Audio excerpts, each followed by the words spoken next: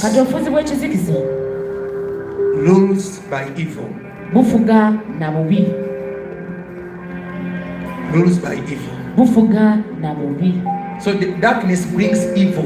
Ekizikiza kireeta obubi. And rules by evil. Era ekizikiza kifuga na bubi. And the kingdom of the government of light. Era obufuzi bw'ekitangaala rules by righteousness. Bufuga na butuukirivu. Holiness. Obulongoofu. Righteousness. Obutuukirivu. Let me read your scripture. Leka nkusomere kyawandiika. Hebrews chapter 1. Bahebulani essuula esooka. Verse 8. Oluyiriro olw'omunaana. Hebrews chapter 1. Bahebulani essuula esooka. Verse 8.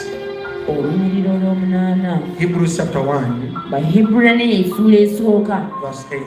Essuula olw'omunaana. It says, gamba bweti. But to the Son. Naye eri abaana. Eri omutabani. But to the Son. Naye eri omutabani. He says, agamba.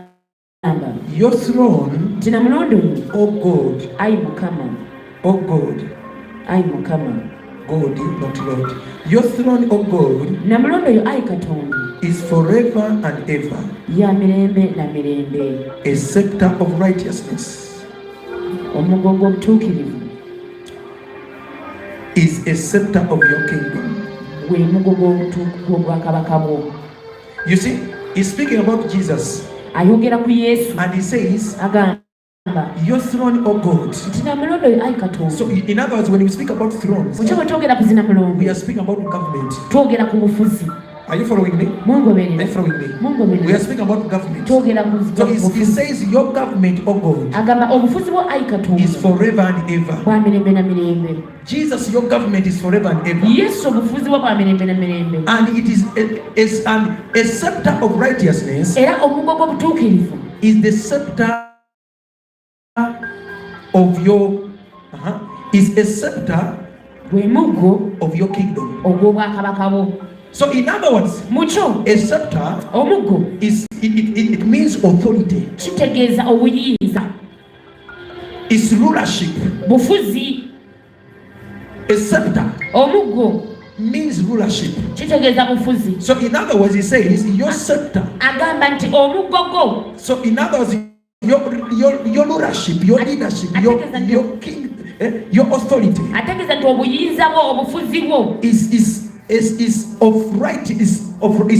on righteousness.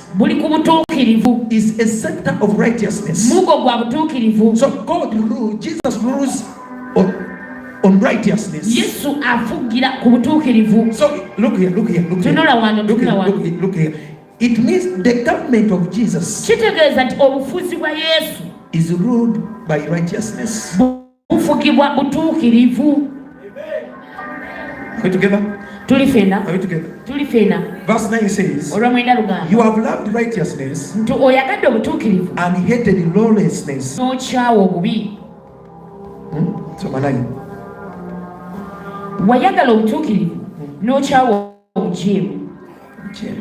Therefore, God, your God, has anointed you with the oil of gladness more than your companions. So he says, you loved righteousness and hated lawlessness. So it means the government of darkness is ruled by lawlessness. So men live in lawlessness. That's why I told you, when you say a lot of witchcraft, that is lawlessness. So the scepter that rules that area is a scepter of lawlessness. And the government is a government of darkness. When you look at your family, where there is a lot of witchcraft, there is a lot of many are not saved, there is a lot of darkness. The scepter is lawlessness. So the government that is in your family is a government of darkness. How many understand what I mean now? You understand what I mean? So don't be comfortable